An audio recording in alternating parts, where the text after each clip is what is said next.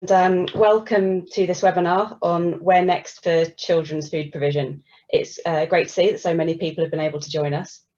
My name is Ruth Maisie. I am a Programme Head of Primary Education at the Nuffield Foundation, and I'll be chairing the event today.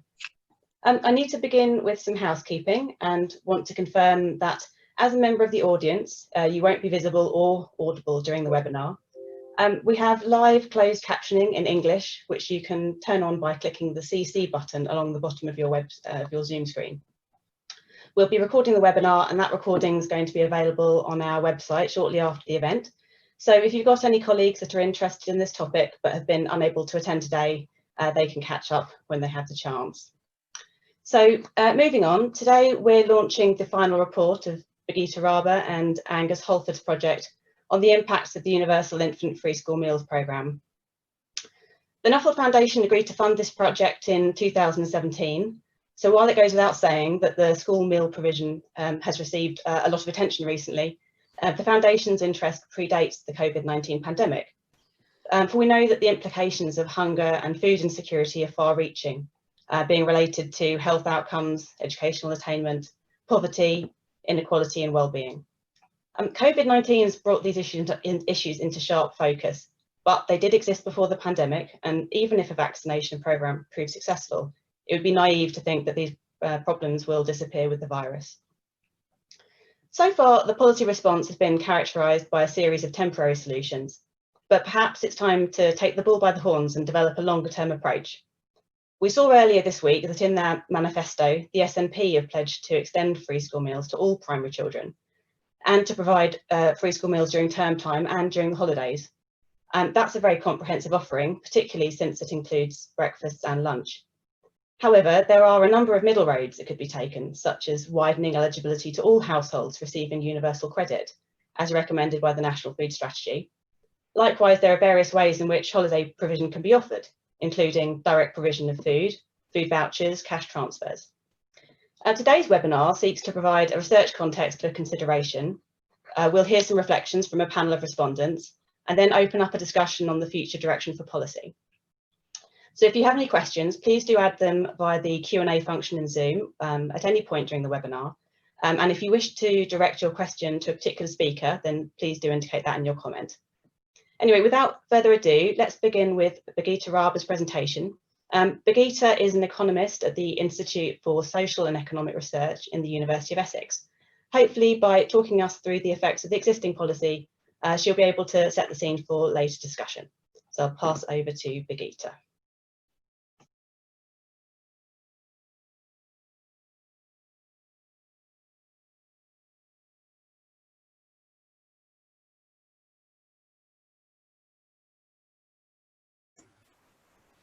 Sorry, I think I was muted there now, so I'll start over again.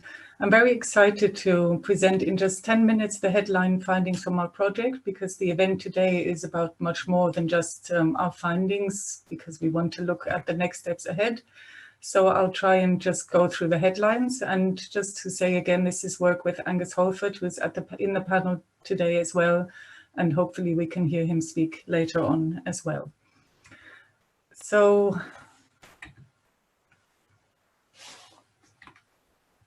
just struggling to move my slides on at the moment.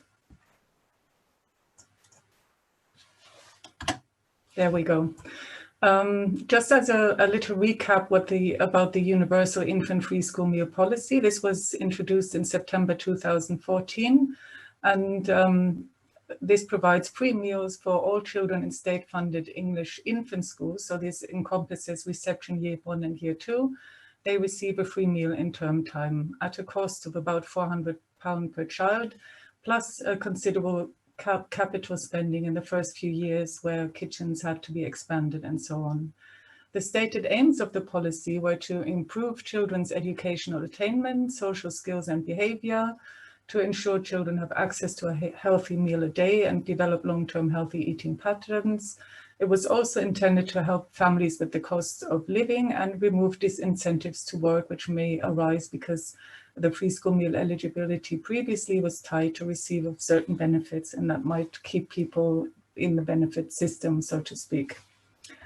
So just to talk a little bit more about what was the situation before the policy came in, means-tested free school meals have been known for many years in the UK and are available to eligible pupils whose parents receive qualifying benefits. And amongst the younger children in schools, it's about 18% of children who received those free meals anyway. All other children can purchase the same school meal at cost at about £2.30. And since 2008, as a result partly of the Jamie Oliver Feed Me Better campaign, we have implemented high nutritional standards in school and also importantly limits on portion sizes. For all the children not taking meals either paid for or free, there was the alternative meal is the packed lunch. And some colleagues of ours have unpacked all those lunch boxes a while back and found that they are on average not of very good quality. Only 1% of lunches meet school food standards and only 11% meet the calorie standard. Most of them have more calories than the school meal. About 1/3 of the lunch boxes contain both a sweet, a crisp bag of crisps and a sugary drink. So not very good quality there. So what we are essentially analyzing is the move from a high quality means-tested school meal program for some children to a free universal program for all children. So the 4 outcomes that we can look at in our research is the take-up of the lunches, children's body weight outcomes, absences from school, how have those changed after the policy was introduced, and also educational outcomes. And I'm going to start with the take-up of the lunches.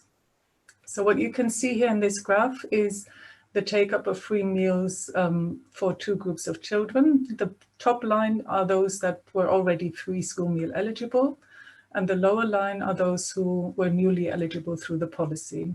So you can see that those already eligible for free meals were taking them, the take-up was about 85% on the census day as recorded by DFE. And when the policy kicked in, we have about a 3 percentage point rise in take-up amongst these children.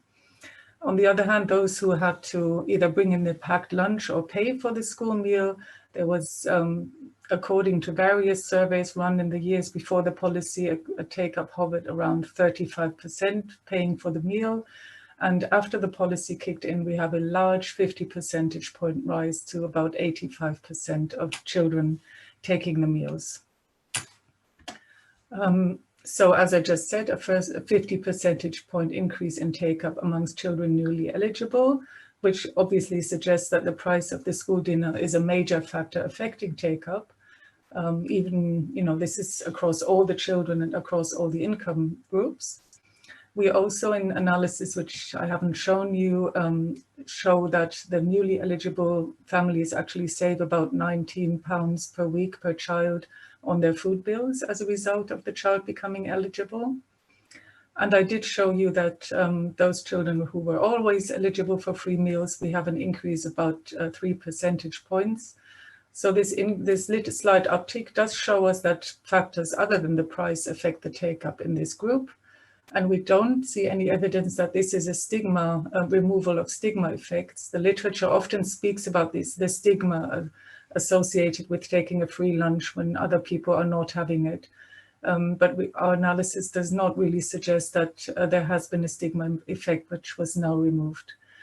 So it might be other factors such as social enjoyment of meals if more children take these meals or things like those.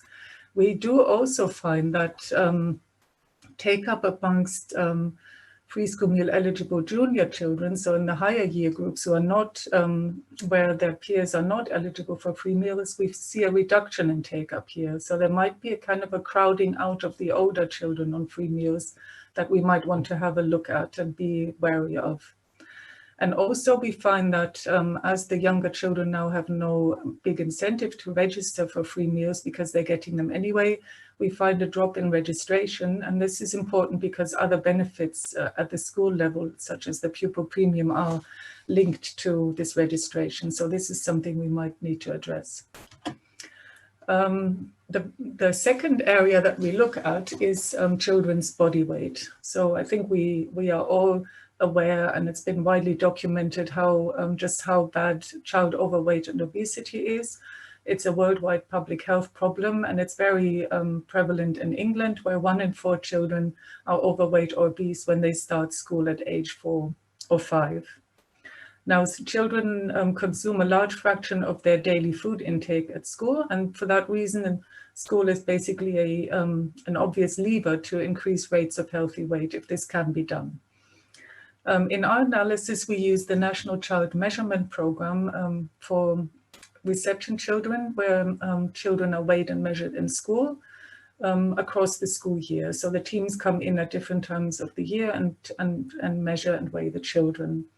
And it's this variation in the date of measurement that we can use in our analysis to compare the weight of the children depending on how long they've been in their first year in school. So on the first week, they haven't eaten that many school dinners, so we don't expect an effect. But later on in the year, after more meals, up to 190, we might see a change in their weight. So we're comparing throughout the school year in the policy years against the pre-policy years. And these are the treatment effects that we find. I'm just showing healthy weight prevalence and obesity prevalence here. And the time measure here is half-term blocks, so the 2 half-terms in each term of the school year. And what we can see is that as the school year progresses, more children move into healthy weight and more children move out of the obesity prevalence. So summarizing these results, by the end of the school year, we see a 1.1 percentage point increase in healthy weight prevalence, a 0.7 percentage point reduction in obesity prevalence from a base of 10%, and we also see a lowering of the BMI. These are the measures contained that are available to us. So thinking about whether this effect is large, I think we would say no, in absolute terms, these aren't huge effects. But we would say, yes, they are compared to other school-based interventions that have been trialed, such as exercise interventions and also nutrition information interventions. It's notoriously difficult to shift children's weight. And so to see anything shift as a result of a policy is a success. We also find that the benefits in terms of the weight accrue to children from a wide range of backgrounds. So it's not just the case that the more deprived children benefit, it's across a wide range of backgrounds, suggesting also that this alternative meal, the packed lunch, is not the best regardless of background. And we also find that the effect is that there's a good cost-benefit ratio of the policy if it is the case that this effect can be maintained for a longer time, which at the moment we don't know.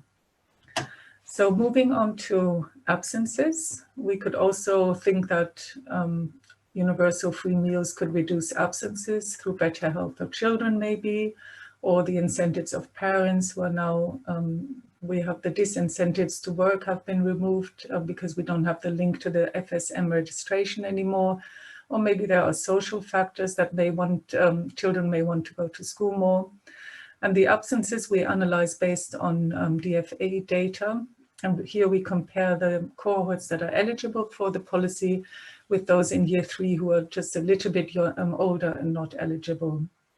And what we do find was a little bit surprising to us, because we find that actually the absences of the FSM eligible children were reduced.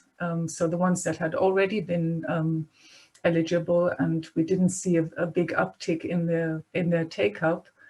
And the effect that we find is 1.2 school days less missed throughout the school year, which is not a tiny effect. And of these days, 0.7 days were for health reasons, so illness and medical appointments. So in that sense, we can say that the policy helps close the absence gaps.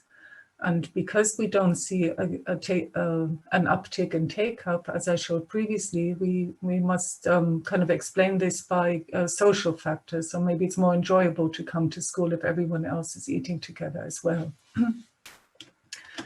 And finally, we had the aim to look at the impact on attainment.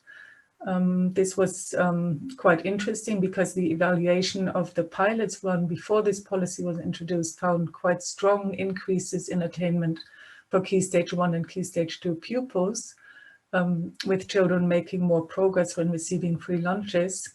But because of the fact that preschool meal children take up meals more when they, even though nothing really changes for them, and also their absences are reduced, we don't really have a comparison group to compare absences against. So all we could do for attainment is to look at the association between taking lunches and attainment, and we do find a positive association. So children taking a school lunch on average have better attainment than those who don't, but we can't say that this is a result of the policy that we are looking at. So as a summary of the main points, the policy has reduced registration for means-tested free school meal. So there might be an incentive to look at auto-enrollment by the job centres. When parents receive certain benefits, children can be auto-enrolled. We have shown that the policy helps reduce obesity, reduce absences from school, and help families with the cost of living. So this suggests that it has delivered on several of its aims and suggests that it should be maintained from that point of view. We also show that the policy seems to be cost effective in economic terms, under the assumption that the effect can be maintained in the longer run. And so it is critical that the benefits persist. And this will be a challenge in particular in the context of COVID, so that we suggest that it's very important to retain high take-up despite distancing requirements and different ways of delivering meals now in classrooms. We have to keep up the adherence to school food standards and the limit on portion sizes, even if meals are now delivered in a takeaway style and often consist of different components than they used to. And we very much need continued collection of the National Child Measurement Programme so that we can monitor the longer-term outcomes of the programs. So I think these were the main points for me. And as far as I know, we move straight on to the next speaker. Yeah, I'll just say thank you very much, Birgitta. I think some really interesting findings there that potentially show that universal free school meals could be considered a universal good, much like the National Health Service or education, but we can pick that up in discussion. Let's turn now to Stephanie von Hink. Stephanie's a professor of health economics at the University of Bristol. She's going to discuss the effectiveness of targeted benefits for improving dietary choices. Over to you, Stephanie.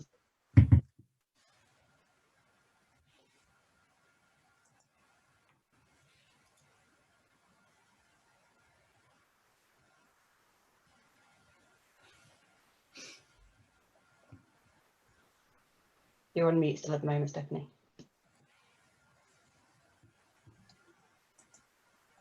Sorry, I pressed some wrong buttons. Okay, so thank you very much. So I wanted to talk a little bit about targeted benefits for dietary choice, and with some evidence from the Healthy Start scheme.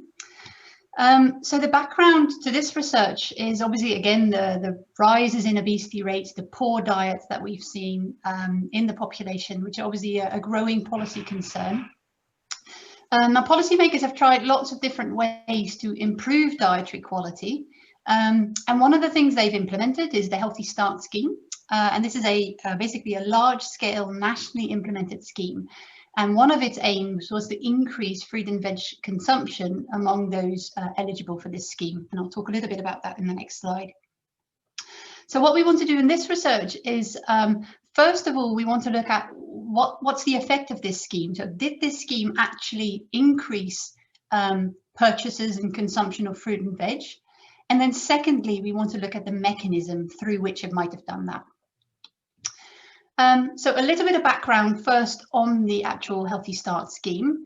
So it's a scheme that was introduced in November 2006, and it basically replaced the welfare food scheme that provided milk to eligible families. So the Healthy Start scheme, what it does, it provides vouchers for low-income families with children or pregnant women.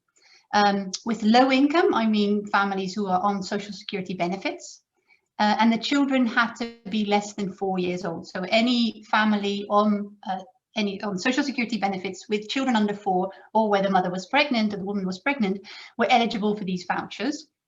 And these vouchers can then be spent on plain fresh fruit and vegetables, cow's milk, and infant formula. Currently, well, I think in 2011 already, they changed this so that it can also be spent on frozen fruit and vegetables. But for the period that we look at, so in November 2006 and before and after that, you could only spend it on plain fresh fruit and veg. So this is not a very good quality picture, but this basically is one of these Healthy Start vouchers. So they're approximately £3 per voucher per week. And families get 1 voucher per child. Only if the child is between 0 and 1, they would get 2 vouchers per child. And then these vouchers are sent monthly, or basically every 4 week and every 4 week period, and they would only be valid for that month. So it's not you can't sort of save them up and spend them on your Christmas shopping or something, if you like. If we sort of think of a family with 1 child, say between 1 and 3, so they would get, say, £12 a month extra to be spent specifically on fruit and veg, milk and infant formula. So we're here looking specifically at fruit and veg consumption. So what do we do? So the first thing we want to look at is what's the actual effect of the scheme. So did it affect fruit and veg consumption among eligible families? So we're using sort of supermarket scanner data, and we have a group of households who are all on benefits. So they all receive social security benefits. And within that group, we're splitting them up into eligible households and ineligible households. Now, the eligible households are households with young children, whereas the ineligible households are households with slightly older children. So in our specification, say age 4 to 8. And then similar to what Birgitta was just saying, we compare how spending changed from before to after the introduction of the Healthy Start scheme for the eligible group, and then we compare that to the ineligible group at the same point in time. Now, what we find is that the eligible households increased their fruit and veg spending by 15% compared to those who were not eligible. And this is equivalent to about just under £2.50 per household per month that would be spent extra on fruit and vegetables. We can also think of it in terms of quantity, is about 1.8 kilograms that they purchased in addition to what in terms of the change when the scheme was implemented compared to the ineligible households. So it's not a trivial amount. If we look at their actual nutritional choices, we can see that households increased consumption and purchases of fiber, beta carotene, carbs, iron, potassium, and zinc. We don't find any evidence of increases in sugars or added sugars, fats or saturated fats or sodium. So in a sense, this it looks like this is a very good scheme, targeting the households on benefits and increasing their fruit and veg spending and consumption. The second thing that we then do is to look at the potential mechanism behind this effect. And we sort of distinguish between 2 types of mechanisms. One is sort of a more economic incentive story, in the sense that these households get £12 a month, for example, in terms of the sort of household I just mentioned. They get, say, £12 a month extra in vouchers that they can spend on fruit and vegetables. So by giving people more income, they might spend that money on these goods. So it's more of a sort of an economics, sort of a standard economic effect, if you like, just an income effect. The other is sort of more behavioral and comes more from the behavioral economics literature, which is relates more to the labeling of the vouchers. So these vouchers are called Healthy Start vouchers, suggesting perhaps that they should be spent on healthy foods. So you can make a link with sort of child benefit. So child benefit is a simple cash transfer into your account, but the literature shows that child benefit tends to be spent on goods for children as opposed to anything else, because in a sense there is no restriction what it can be spent on, but households or parents tend to spend it on their children. And the idea is it's because it's called child benefits, because of the labeling. So the same thing here, we could argue that because it's called the Healthy Start vouchers, parents and carers, maybe they are more likely to spend it on healthy foods for their children.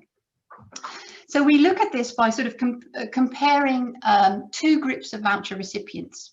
One group is a group who, before this scheme was introduced, they would spend more than the value of the vouchers. So say they would already spend more than £12 a month on fruit and vegetables.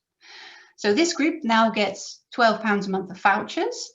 That means they have £12 a month. They can use that to buy all their fruit and veg, and they have £12 a month left to do something else with, for example. There's another group who would spend less than £12 a month, or less than the value of the voucher, on fruit and vegetables before this scheme was introduced. Well, they now get £12 a month of vouchers, and they can only spend it on fruit and vegetables. So for them, you would expect them to increase their fruit and veg spending simply because they get this benefit that's targeted on fruit and veg.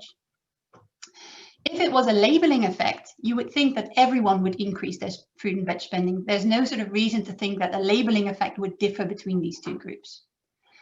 So what we find is actually this increase in spending on fruit and veg that we find is driven by those who initially would spend less than the value of the vouchers. So it's driven by those who, in the absence of vouchers, wouldn't be purchasing so much fruit and veg. And we don't find any effect on the other group who already spend that amount on fruit and vegetables. So suggesting it's just a sort of an economic incentive effect as opposed to a labelling effect. So to sort of summarize, I think this research has sort of two substantive contributions to the debate about improving dietary choice. The first one is that targeted benefits work, in that they increase fruit and vegetable consumption among the targeted population. And secondly, that they work through economic incentives as opposed to a labelling or another effect. And sort of seeing more broadly, in terms of looking at the Healthy Start scheme, so this scheme cost about £100 million to implement, and it had 500,000 recipients. And in addition to that, it only worked on half of those recipients, only the people who, or the households who spent less than the value of the vouchers before it was introduced. So it's a relatively expensive scheme in that sense. But looking at the effect, so we find that these households who were affected increased their fruit and veg spending by approximately 1 portion per person per day, which is actually a very large effect. And in addition to that, you could argue that really the group who receives these vouchers are the most in need of increasing their fruit and veg consumption. So in that sense, it's also a very well targeted scheme. And then finally, in terms of potential policy implications, I just wanted to highlight sort of two characteristics of the scheme that are relatively easy to, or potentially to amend and potentially increase the value of this scheme. One is that we can, one possibility is to change the value of the vouchers. So currently they're so just over £3. One way is that we can increase the value of the vouchers. If we increase the value of the vouchers, we would reach more households who, in the absence of such a scheme, wouldn't be spending that amount on fruit and veg. So you would increase the number of households who are affected and who would therefore are likely, according to this research, be increasing their fruit and veg consumption. But it is an expensive route because it obviously increases the spending on the scheme. Another way that we can think of it is to change the coverage of the vouchers. So at the time that we look at this scheme, it could only be spent on fresh fruit and veg. Now you can also spend it on frozen fruit and veg. And in Scotland, for example, they've recently changed it where you can spend it on tinned fruit and veg and tinned foods. So the more foods that are included in what we can spend it on, the less targeted, in a sense, it's going to be, and the fewer people, the fewer households that will be affected. So if you like, if we have vouchers that can only be spent on spinach, then clearly spinach consumption is going to go up. Whereas if we say that they can be spent on, say, spinach and bananas, then probably most of it's going to go on bananas and nothing else. So we can sort of change people's choices by still giving them choice, but by allowing it to be better targeted to the foods that, in a sense, should be increasing. We should be increasing in terms of consumption. And that's all. Thank you very much. Thanks very much, Stephanie. It's really nice to see some findings that are applicable to younger children, having looked at the school food issue with Birgitta. I would like to move on now to Anna Taylor. She's the Executive Director of the Food Foundation and has also served as Chief Independent Advisor to Henry Dimbleby during the development of the National Food Strategy. She's going to present on some results of a school meal survey that the Food Foundation conducted looking at the effects of the COVID-19 pandemic. So thank you, Anna. Thanks. Thanks very much, Ruth. And really interesting to hear the two previous presentations. Particularly pleased, Stephanie, to hear about your results. I've been burning quite a lot of midnight oil trying to promote the Healthy Start scheme and get the government to invest more in it. So it's really brilliant to see the effects of it there. And also, I'm sure you've tracked the fact that the government's now going to increase the value of the voucher, which is exciting. So I'm going to present a little bit of, as Ruth said, some of the evidence that we've been gathering recently, particularly in the context of COVID, on two areas, really. I was going to focus on, first of all, the evidence that we have that the current entitlement to free school meals isn't enough, in that there are many children missing out, and the evidence that we've gathered that underpin that point. And also just look at some of the arguments sort of for and against extending free school meals to more children, because hopefully that will help inform the discussion that we then have. And then also some of the data from the survey that we did of school children at the beginning of September, when the schools had just reopened, around what was going on in canteens. And this is all part of our Children's Right to Food work, and there's lots on our website if you want more details on that. So I think there are three sort of different data points here that illustrate the point that there are children who should be on free school meals who aren't. First of all, we asked children, this was a survey of just over 1,000 children conducted through Childwise, nationally representative at the UK level, of children aged between 8 and 17. And we asked them about their experiences over the summer holidays. This is the school summer holidays that have just happened in July, August. And we asked them about food insecurity. Now, you'll probably recall that during this period, children that were entitled to free school meals were given by vouchers at the beginning of the school holidays to of the value of typically £15 a week to cover free school meals for that 6-week holiday period. Our data suggests that about 3/4 of children actually got those vouchers. But even in the context of that proportion of children on free school meals getting the vouchers, we still see quite high levels of food insecurity over that summer break, suggesting that either the vouchers are not enough for some of those children, but also that there are children that should be getting support that are not. And these are the measures of children's food insecurity aren't quite as standardized as adults. We've drawn these questions from the methods which the US government uses to track food insecurity amongst households with children, but it's not quite the same standardized questionnaire that we use for adults, which is used by other parts of government. So just comes with that proviso, really. But these are experiences of food insecurity amongst these children over the summer break, and you can see here that it might be that they have been sent to a friend's house to eat because there's not enough food at home. They've seen their parents not eat because there wasn't enough food in the house, or they themselves have not eaten or eaten less because there wasn't enough food in the house.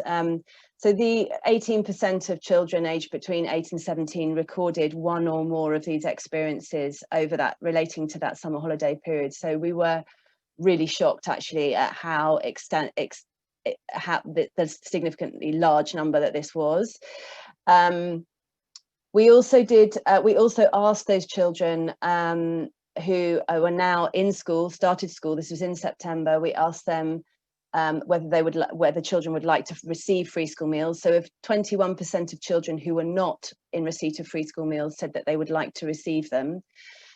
We asked a similar question of parents. This was in a nationally representative sample of adults gathered in August. It was a sample of about 2,000, and 14% of parents whose children weren't on free school meals said they would like their children to receive them. So suggesting that there is still a significant number of children and parents who would like to be on the scheme but are not currently eligible.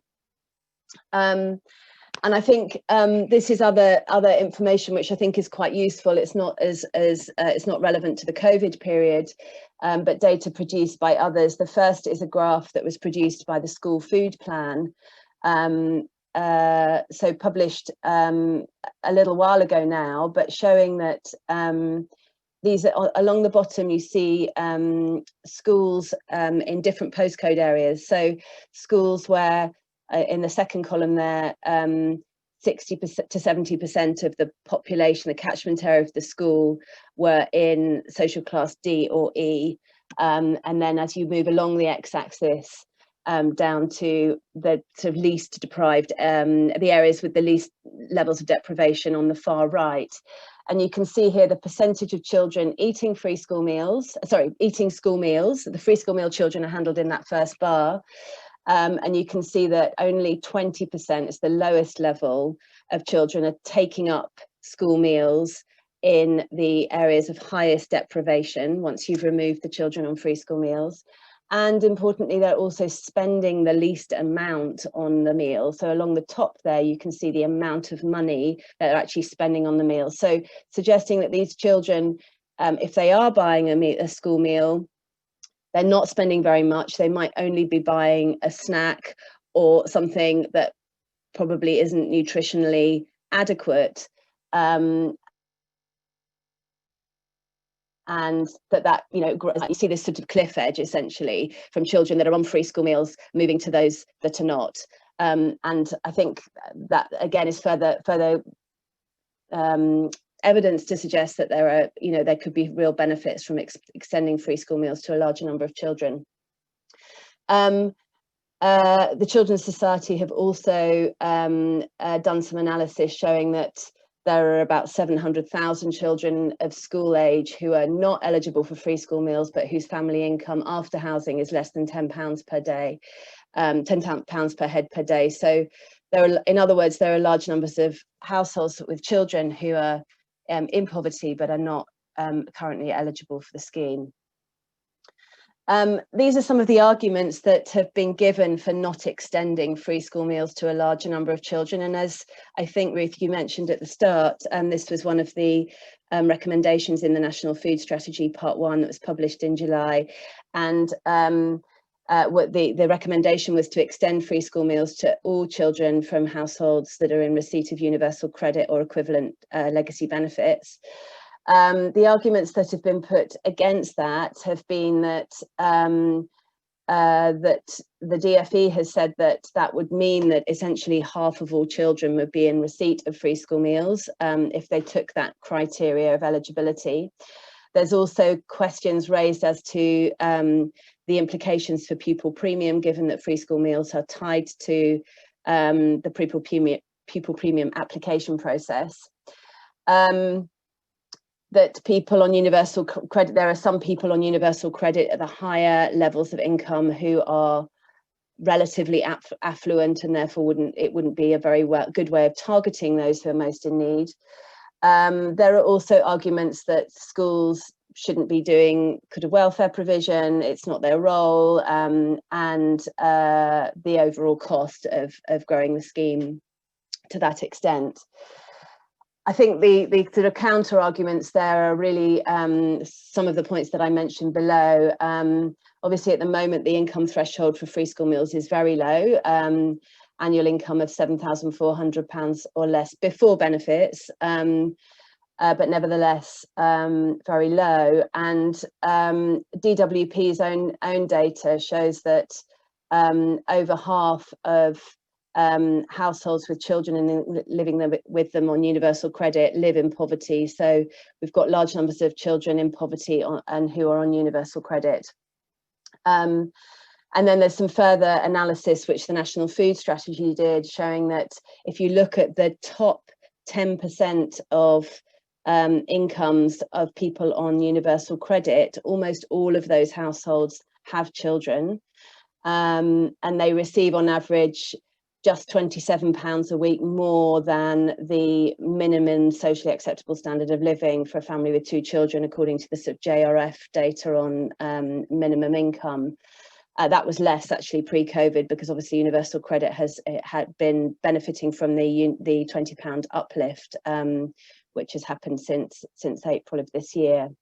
So arguments, one way or another have been sort of aired quite considerably in the last few months as a result of the National Food Strategy, and of course as a result of Marcus Rashford backing the 3 recommendations in the National Food Strategy. I think one other quick sort of just point of information really is that we've got quite a sort of mixed picture now around free school meals across the 4 nations of the United Kingdom. As you know, we have universal infant free school meals in England and Scotland, but not in Wales and Northern Ireland. Though the Scottish National Party have made this manifesto commitment just last weekend around extending universal free school meals to all children in primary school. And in Northern Ireland, we have a different income threshold to the rest of the United Kingdom, where the income threshold is actually £14,000 compared to the rest of the country, where it's £7,500, which means that in fact the vast majority of children living in poverty in Northern Ireland actually do get a free school meal or are entitled to a free school meal. So quite a significant difference. That's when we've asked the government about this, the response has been that that's attributed to the sort of higher cost of living and food in Northern Ireland, as to why that difference exists. And then in terms of moving on to the quality of school meals, these are the results from the survey that we did of the children in September at the start of term this year. And obviously this was when schools were just grappling with social distancing, an entirely new environment in which they were being required to teach. So I would imagine that this picture has improved since September. But I would be surprised if it is completely returned to normal. Well, I'm sure it hasn't completely returned to normal yet. So 8% of children said that their school canteens were entirely closed. And there was a sort of mixed bag in terms of whether children had been asked to encouraged to bring a packed lunch, or whether the canteen was only serving cold meals. These categories are not mutually exclusive. But as you can see from the bottom bar, only 45% of canteens were sort of running as they had been pre-COVID, but with social distancing, more than half had been quite significantly disrupted. And on the day that the period that we did the survey, 50% of children said that they were relying on a packed lunch. Only a third had had a hot meal from the canteen. 3% had skipped lunch entirely. So a kind of concerning picture in terms of, and given that we know that children on free school meals particularly heavily rely on that hot school lunch to get their nutrition, this is quite a worrying picture overall. And this is some data which the guys in St Thomas's charity have just published in the last few weeks, of an in-depth piece of work that they've done in Lambeth and Southwark, really doing a kind of audit of school food provision and its compliance with school food standards, and really pointing to quite a worrying picture in terms of the extent to which school food standards are really being met. Suggesting that 60% of secondary schools were not meeting school food standards, that children are being overserved in terms of fat, salt and sugar, and underserved on vegetables and fibre. That many schools don't have a school food standards compliant policy in place, though the levels were higher in secondary than primary. And that there was a kind of long-term problem with school meal funding, with staff being not paid well, and funding not rising in line with inflation. So I think the point here is that in the context of trying to expand free school meals for more children, we have to be holding that alongside the quality of school meals and really making sure that every pound that is spent on them is delivering the best possible nutritional bang for buck for those children that need it. I think that's probably enough. Just a couple of very quick last points. This work that we're doing is in the context of a much bigger piece of work around children's food, which is kicked off by our Children's Future Food Inquiry, which was a year-long piece of work that we published last year.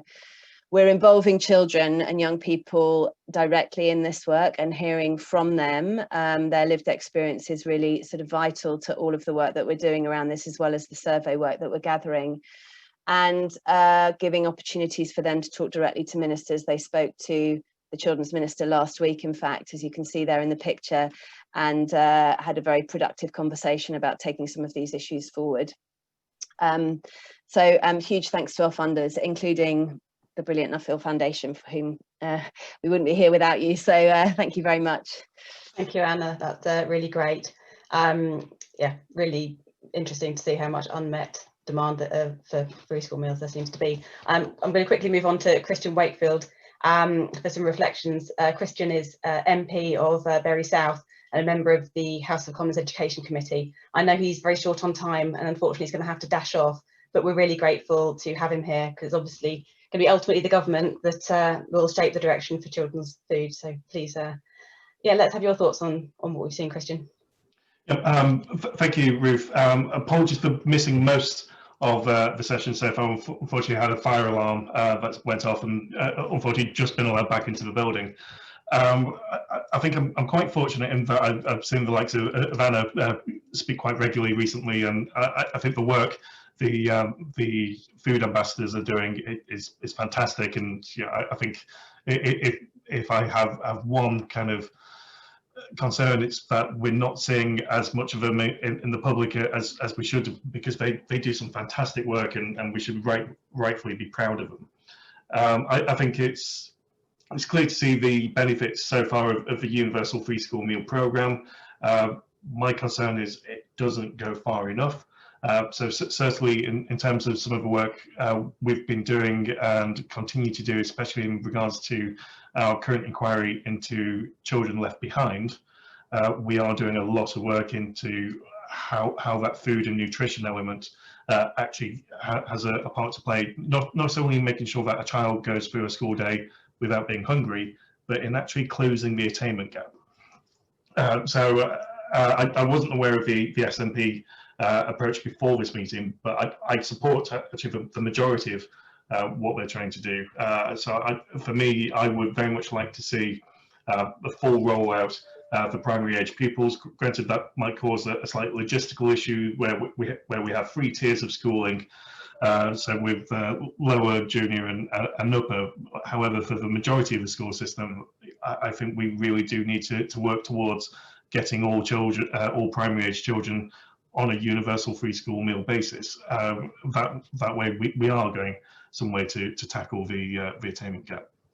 I've recently myself, as well as the APPG for school food, written to the Secretary of State, not only asking for that, but actually asking for free school meals to be extended to all families, including those who would not normally have recourse for public funds, if they qualify for any element or entitlement of universal credits. Because again, I think the threshold at 7,400 is far too low.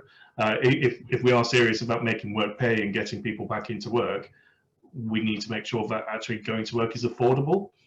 So I think the whole point of bringing in the universal free school meal programme was to help tackle the cost of living, not impose a greater cost of living just by going back into work. So for me, there's the nutritional side that needs to be tackled as well. So it's great that we're feeding our children, but are we feeding them in a meaningful way? So I've had several meetings recently with the local authority catering association, who again are doing some great work and are looking at what research they can do moving forward as to how the nutritional element will actually help tackle that gap further. So whilst I don't like the journey for how we've got here.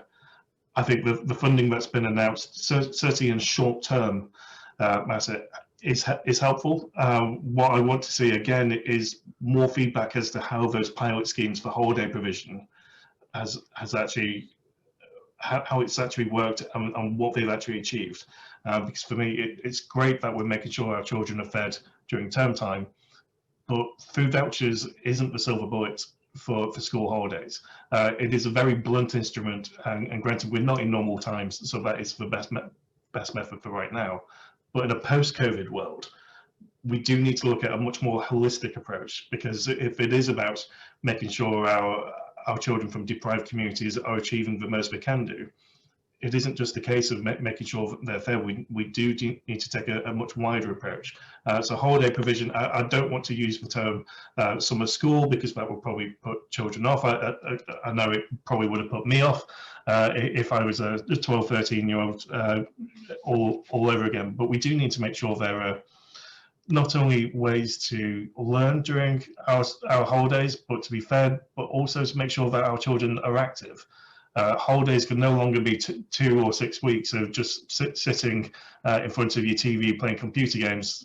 So we do need a much wider holistic approach to actually make sure that these changes aren't just short term, but they're for the long term, and they are much more holistic in what they want to achieve. So I think in school parlance, whilst it's taken a long time to get here, I think that the programs so far, I'd probably give the government a C, but must try harder.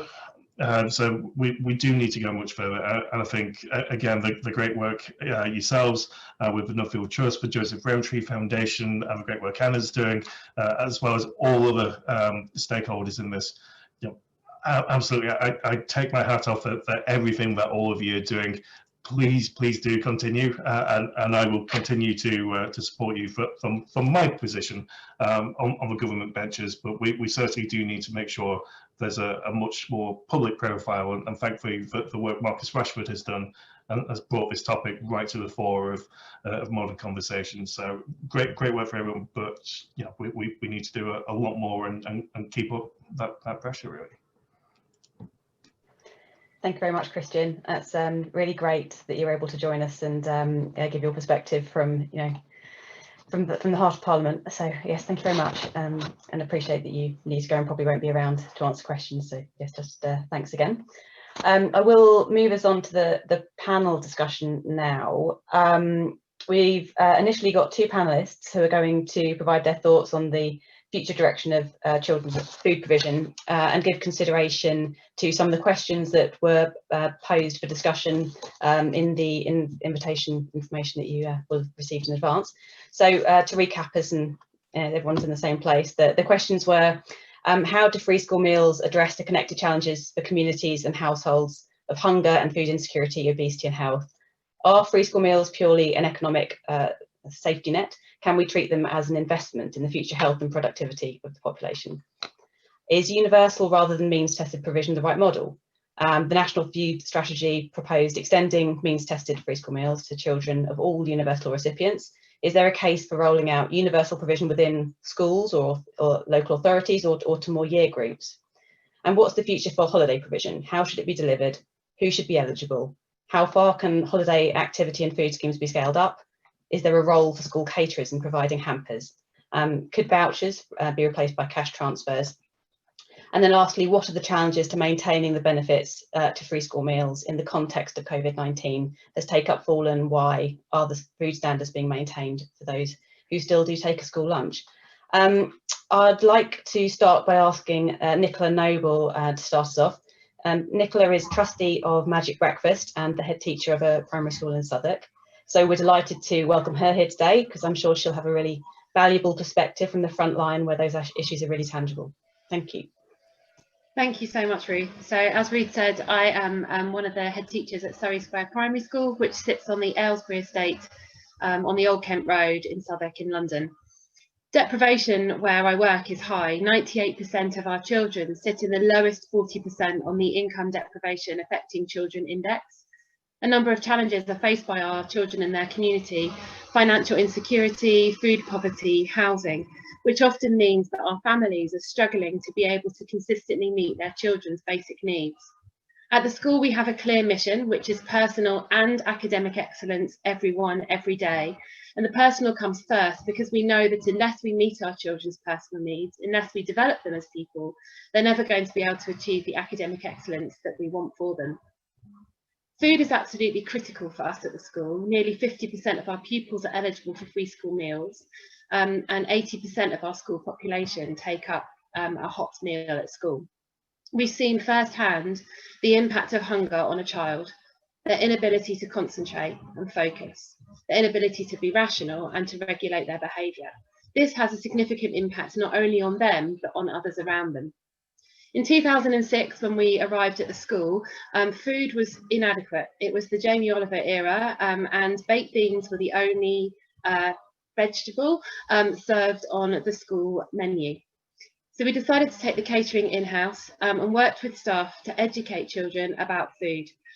We now offer a nutritious offer in line with food standards, and we worked throughout this period with Food for Life to educate ourselves and to be able to provide the very best food for our children.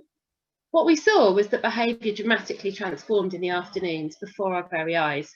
Children were able to focus, they had the fuel that they needed, and so learning really did change in the classroom. The same impact was seen after we introduced Magic Breakfast support in 2011, enabling children to access breakfast and then be able to focus on their learning in the mornings.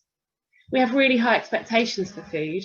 In 2011, we were lucky enough to secure some funding to take our dining to a whole new level, removing it from the school building on 3 different floors and creating a dining, which meant that the children have a really high quality experience when they go to eat their food.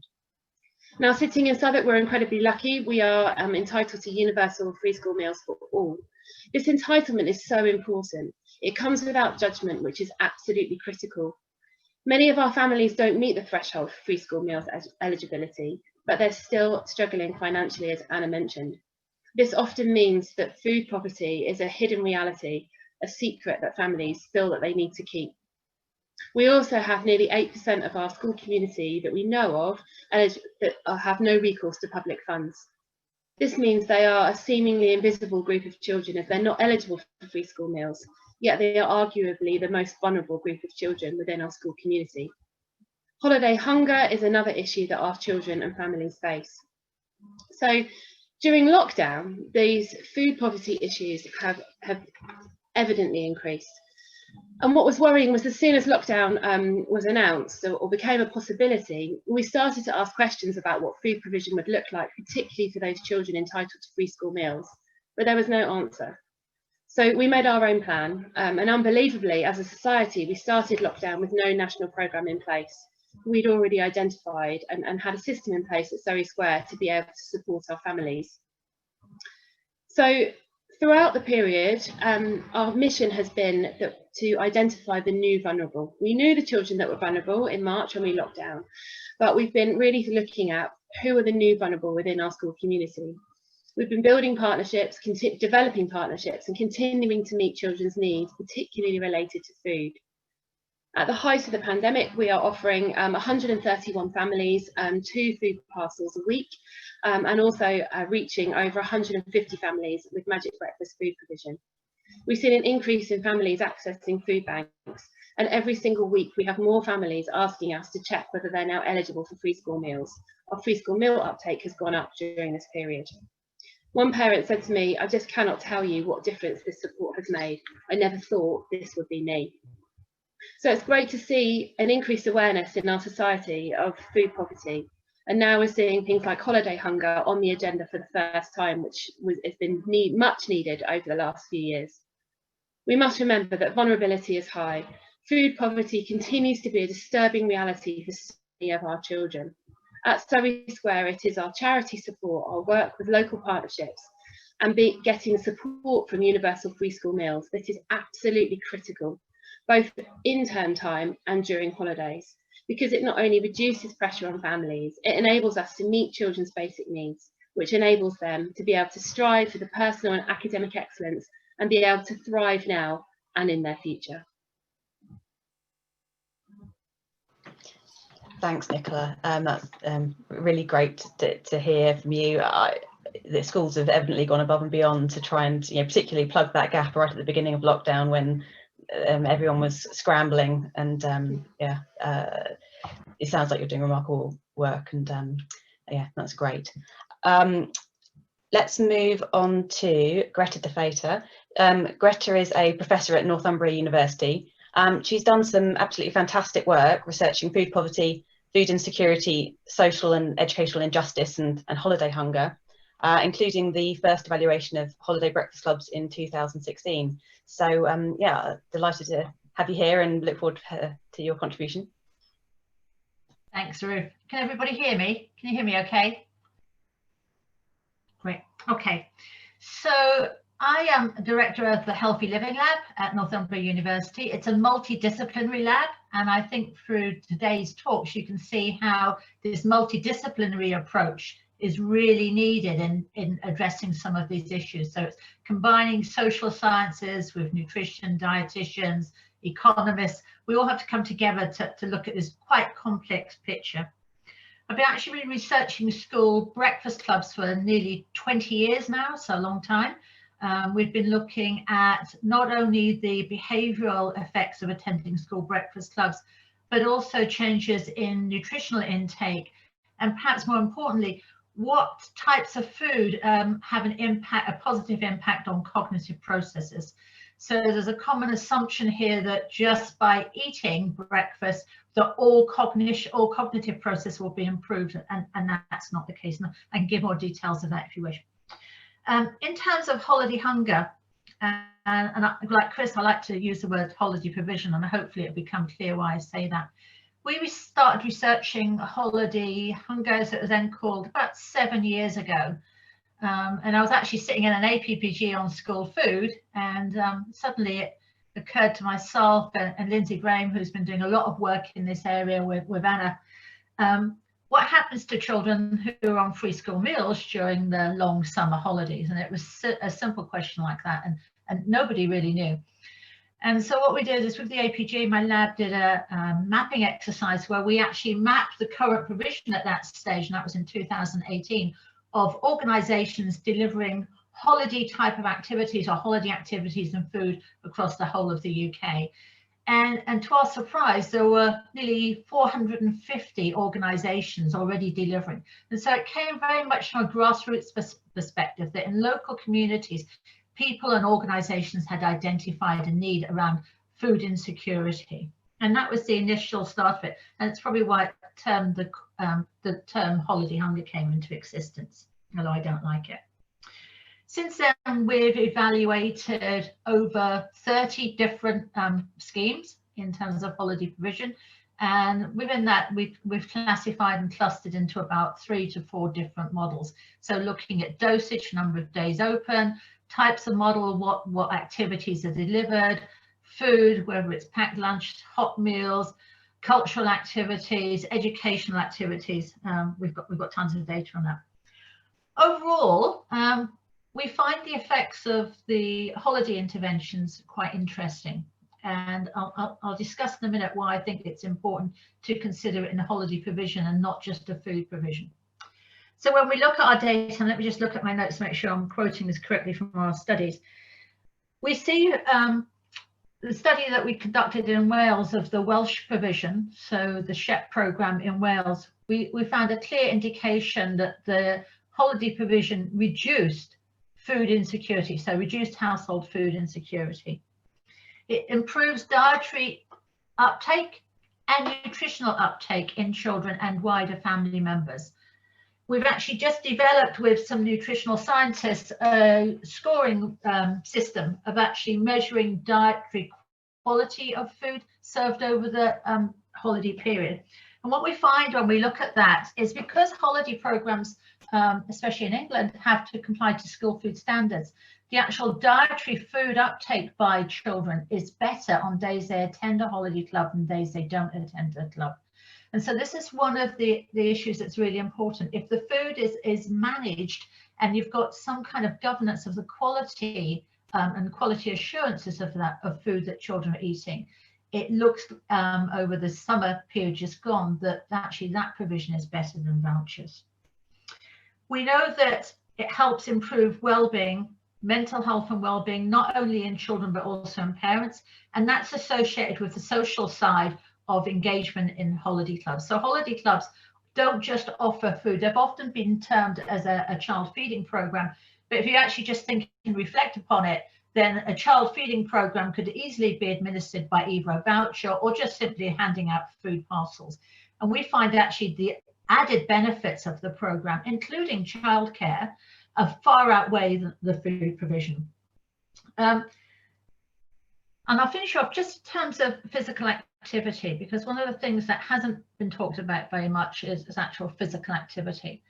So early data from the States showed that during the holidays, there was two things that happened. There was an increase in BMI, and there was what we call summer learning loss. So Paul von Hippel from the University of Texas has published quite widely on this matter.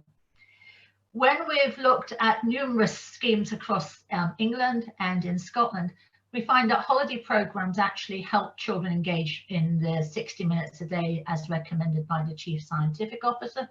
And we also find that programs that have cultural and educational activities also help to attenuate summer learning loss. And I think this is important to consider, because I don't think there's one silver bullet here in terms of child food insecurity and actually good dietary intake.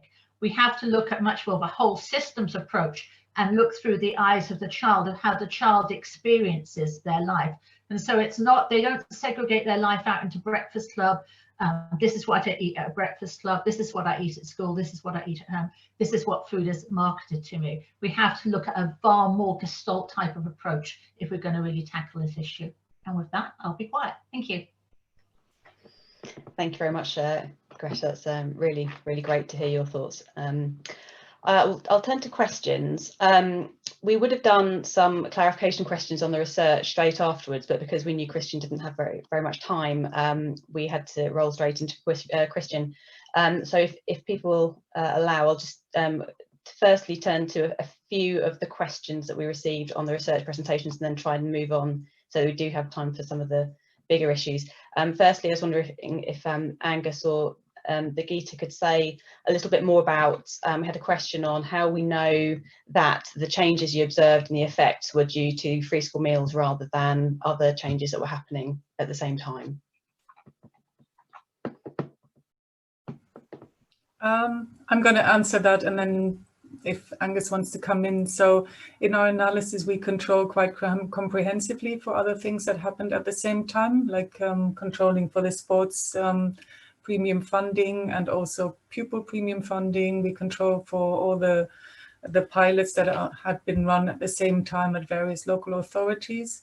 So we're not aware that there is any major policy that was phased in at the same time that we could have confounded with the one that we were looking at, the universal infant free school meals. Okay, thank you very much. We also had a question, I think for Stephanie, which was about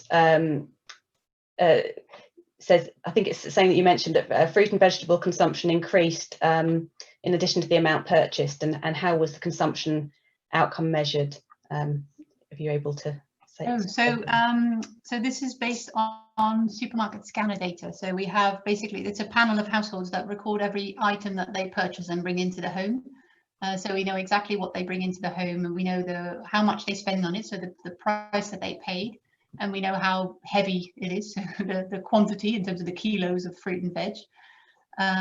So it's quite quite a precise measure, especially of the types of foods that they purchase, the quantities, and also it allows you to distinguish between, say, different types of different, like apples and pears and all the different types of fruit and veg. It's very sort of disaggregated data.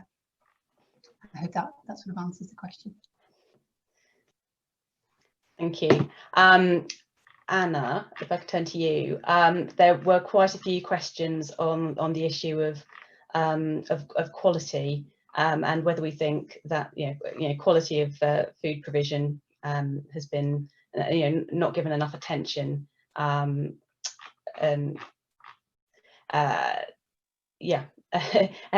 just your thoughts on what should be done about that, and where things are lacking. Yeah, well, I completely share those concerns that quality has not been given enough attention. And I think the Guy's and St Thomas's report that I briefly referred to provides very useful insight on that point.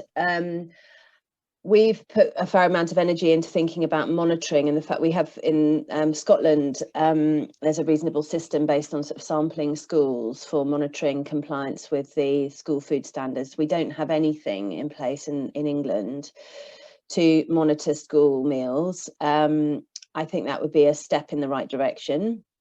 But also, I mean, schools need support potentially need support. I mean, it'd be interesting to hear, it was interesting to hear Nicola's story of the journey that the school went on. And there are obviously lots of schools who are doing an incredible job in this area, but there are many for which this hasn't reached the sort of top of the priority list. And the question is, how can schools be supported to get there? And what are the barriers that they face, particularly around sort of getting that leadership in at the top? And really starting to think about the role of the governing body in helping to roll out the school food standards and so forth. I mean, I know I'm on an ongoing battle with my son, my own son's school about their provision at the moment, which is far short of what it needs to be. And schools are being pulled this way and that. And I think absolutely wouldn't blame them. I think the question is how we can move the needle. Monitoring is a small part of that picture and an important one, because we do need to know to what extent the standards are being complied with. But the bigger question is, what are the right ways in which schools can be supported on this journey? And what's the role of sort of local authorities versus the Department for Education versus the charitable sector in supporting that effort? Yeah, I completely agree with that. Another question on that point was whether we know whether the spending on school provision has kind of kept up with inflation sufficiently to maintain quality, because one of our audience is observing that the quality in their school is degrading and wondering whether that's a cost issue. Yeah, I mean, it's a really good question. I haven't looked at the numbers. My understanding is that it hasn't moved at all, but others on the panel may know better than me, but I don't think it's certainly not index linked. So in nominal terms, the amount provided for a universal infant free school meal has stayed at £2.30 since it was introduced. I think it moved up to £2.34 this year. So that's not in line with inflation at all. Yeah, so perhaps something else that they should be looking at, and particularly given that Birgitta and Angus's research showed that it looks to have had a positive effect on obesity, the universal provision, while previous research from a long time ago has suggested the opposite. It seems like the food standards has been one of the things that made the difference between reducing obesity rather than kind of causing or contributing to obesity. So if the quality degrades, then that's certainly a cause for concern. And if there was a way of improving it through supporting schools and better monitoring, then you might expect, I guess, those obesity findings to the effect to potentially increase. We have a question on a choice made by the Welsh Government. It says that the Welsh Government choose to fund universal free breakfasts in primary schools instead of universal infant free school meals.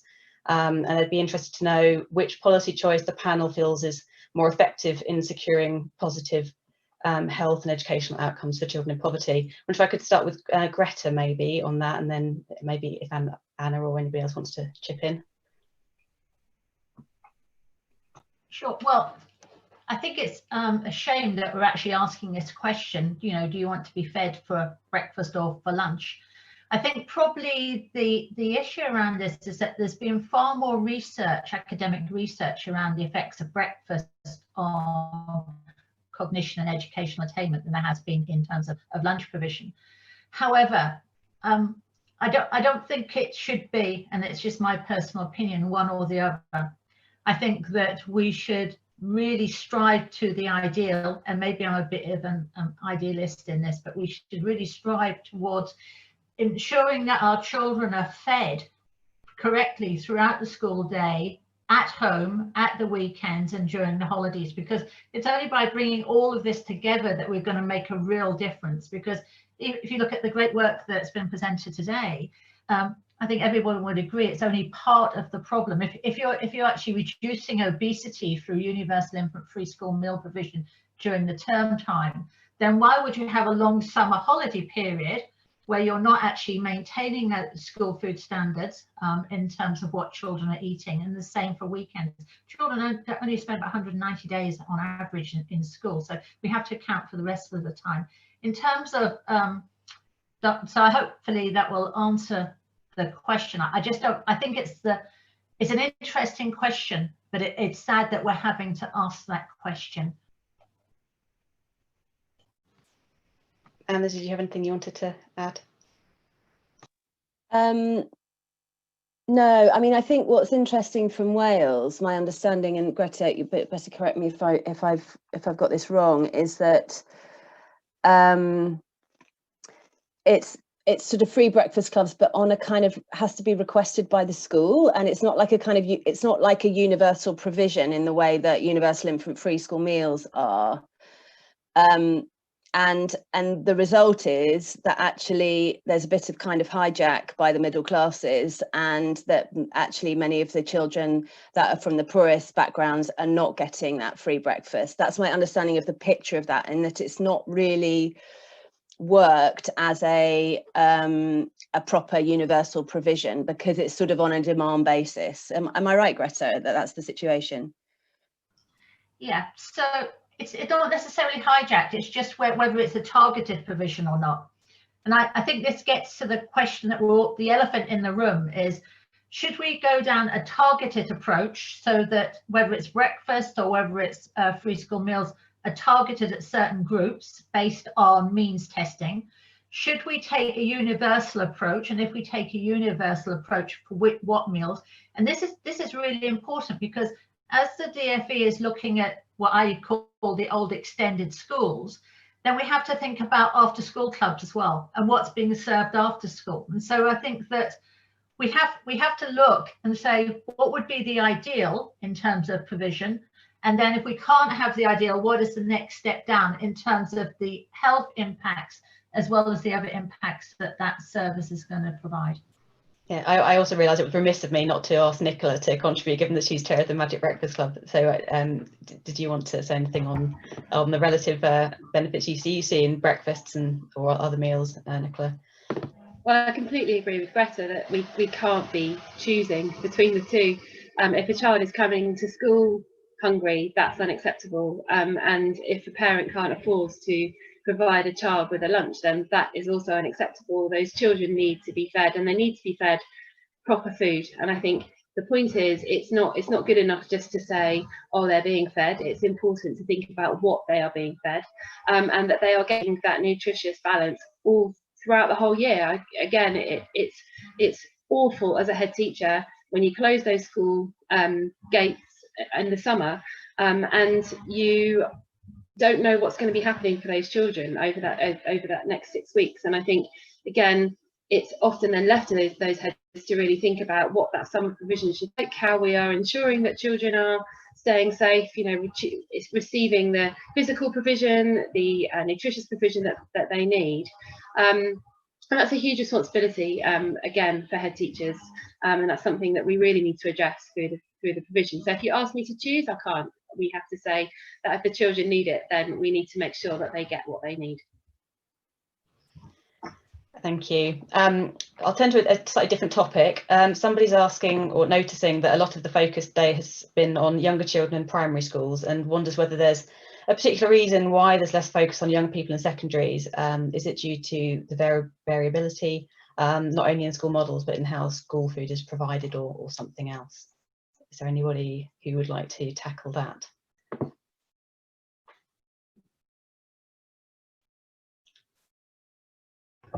Can I say that I think there's a big issue in secondary schools when pupils go there, particularly for children who have no recourse to public funds, because if you're eligible for free school meals when you go into a secondary school, then often your pass will you buzz and it all works technologically. We had an example of a pupil who was at risk of being excluded, and he came back to school to talk to me and said, Nicola, I'm hungry. I can't concentrate. And he had no recourse to public funds, and he wasn't eligible for the funding. And so he wasn't eating all day. So no wonder by the end of the day, his behaviour was really challenging. Then we worked with the secondary school, talked to him about it, and then he was able to get the food that he needed, and his behaviour changed. He's now in year 10. He's doing really well. And so for me, again, it's absolutely critical that the children that need the food are getting it. They are children, whether they are at secondary school or primary school. And it's absolutely critical that we ensure that those children, again, get what they need. Anna, did you want to comment on what the National Food Strategy has recommended with regard to older children?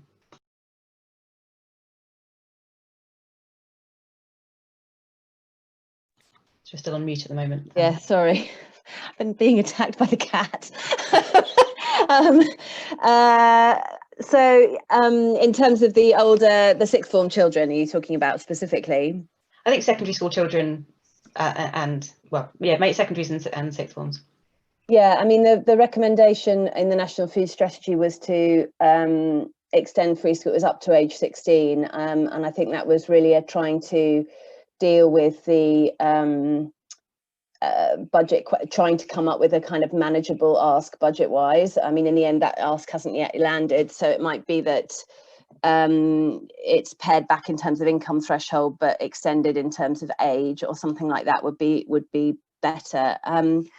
I think one of the other points to make about secondary school children and the results from the Guys and Tommies analysis in Lambeth and Southwark was that a lot of the lack of compliance with school food standards in secondary schools is to do with the break time, breakfast and offer in particular, in some instances sort of after school offer, and schools not realising that is also has to be that offer still has to meet the school food standards, and just focusing the energy on lunch and getting that right, but yet all of this stuff sort of around the lunchtime, which secondary school kids we know are very dependent on, often if they're waking up later, not having breakfast before they go to school, is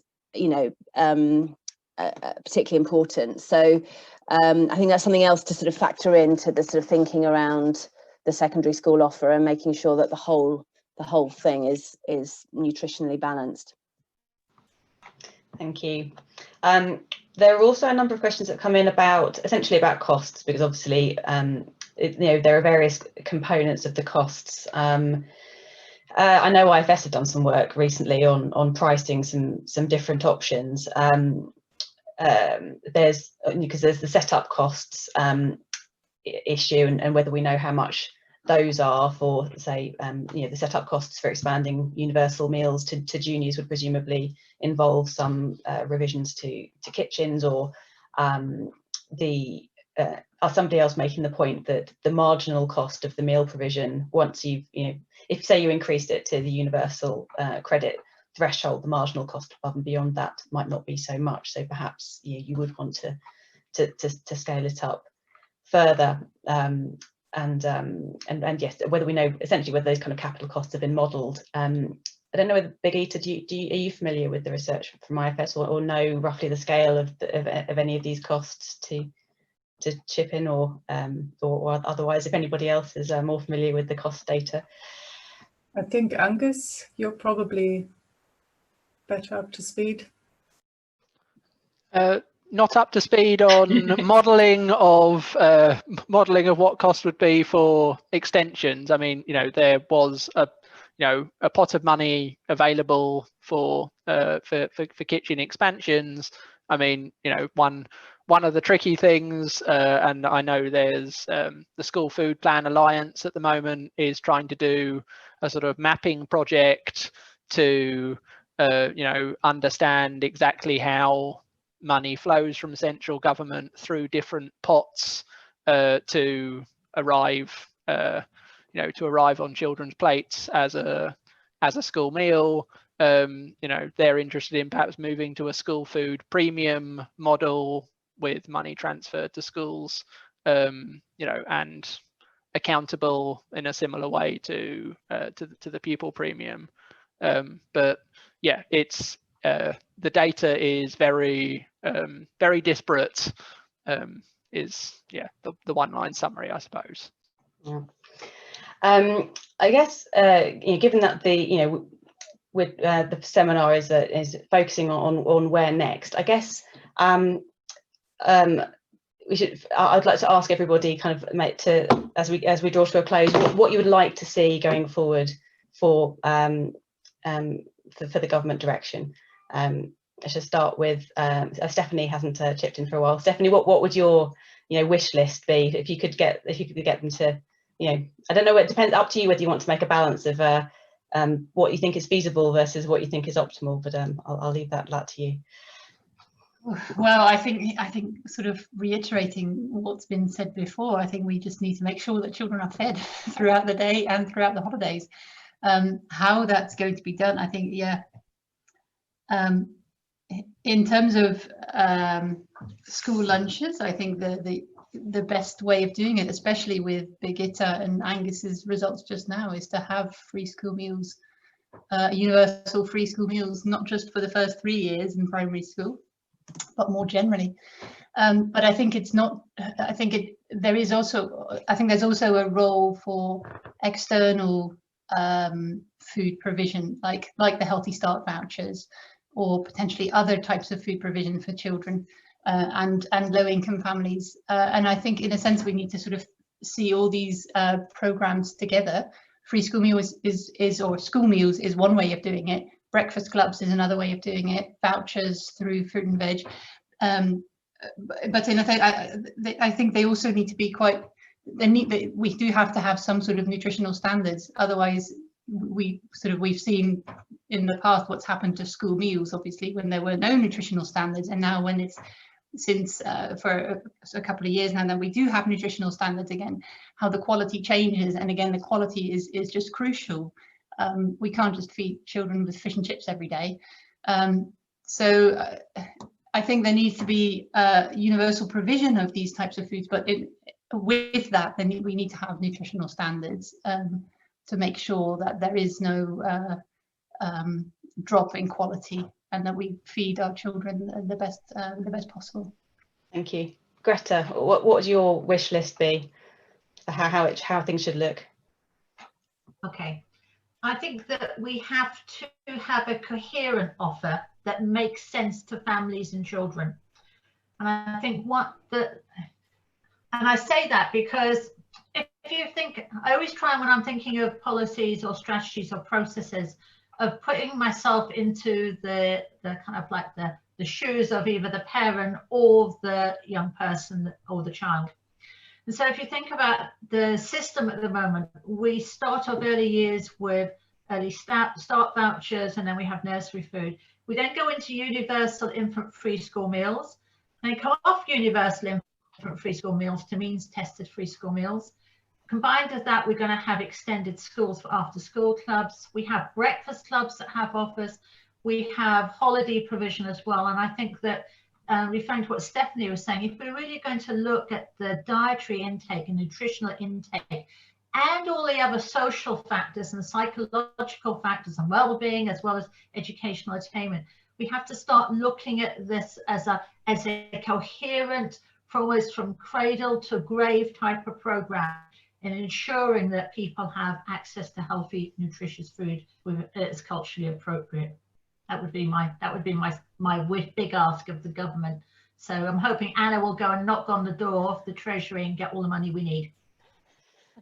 We pass to Anna and say, what do you think? Are you going to, do you still, seeing what Scotland have done, still think that what's outlined in the National Food Strategy is what we should be targeting for, or you think we should be more ambitious? Oh, good question. I mean, I certainly think that that's the area of focus for the coming year. I think what's really important to note, and I think collectively those of us that really care about these issues should really sort of reflect back on where we are now compared to where we were this time last year. The level of political kind of listening now that's going on, and the level of public concern around this issue is unprecedented compared to where we have been, and there's lots and lots of reasons for that. But the important thing is that we really use that to progress the policy agenda on this area and get some decent programs in place that are going to really protect children. And so that's one thing, got to seize the opportunity and really progress the conversation quickly.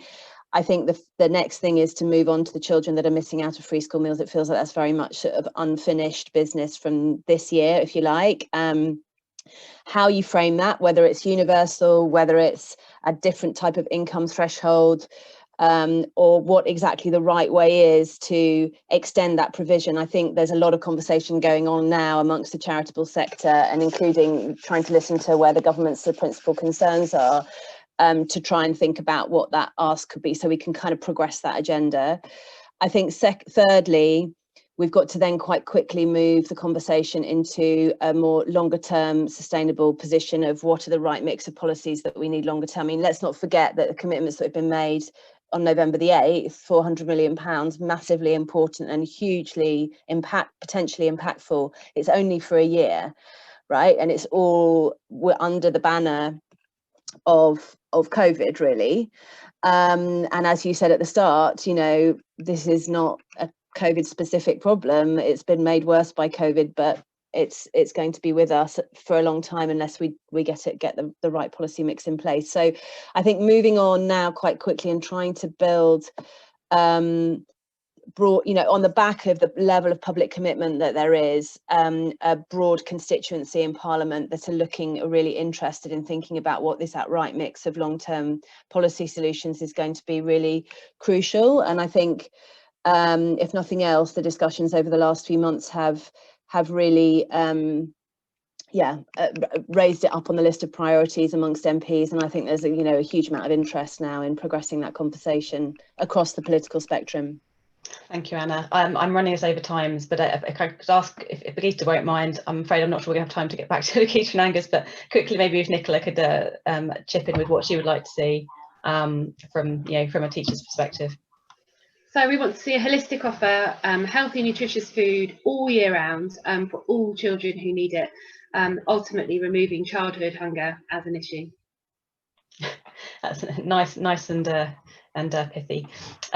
Right. I'd like to say a huge thank you to all the speakers and panelists. Thanks everyone who dialed in as well. I hope you found it a thought-provoking hour and a half. It's clear from the discussion today that some really acute problems with children's food provision have been exacerbated by the pandemic, and we need to try and leverage this momentum to make some really positive change. There are obviously a lot of options for the ways we could go forward, and it's from my perspective it's going to be really interesting to see how the four nations make different decisions. As Anna's slide showed, there are different approaches with relatively similar, so there are a lot of similarities between the UK nations that make comparisons potentially more useful than more broader international comparisons. So I'm going to be looking kind of keenly to see where all of those countries go from here, and hope that people can strike a balance between the kind of cost, obesity reduction, poverty, hunger, inequality, and hope that research is able to maybe leverage some of these differences to generate more evidence on what's working, so that we've got a better base from which to lobby policy. So that's just it from me. Thank you very much for listening, and yes, goodbye everybody.